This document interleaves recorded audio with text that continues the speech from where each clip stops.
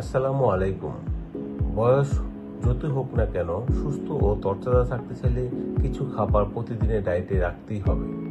আজকের ভিডিওতে জেনে নেব 6টি স্বাস্থ্যকর অভ্যাস যা আপনাকে 70 বছর বয়সেও শরীর চর্চার মতো সক্রিয় রাখতে সাহায্য করবে।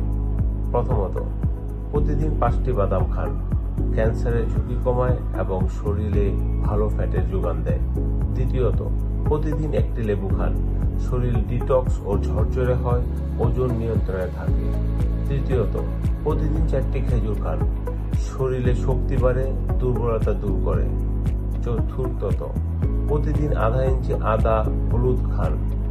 শরীরে চর্বি জমাতে দেয় না, প্রদাহ কমায়। পঞ্চমত, পর্যাপ্ত পানি পান করুন। শরীরে অঙ্গ প্রত্যঙ্গ সুস্থ রাখে, ত্বক সুন্দর হয়।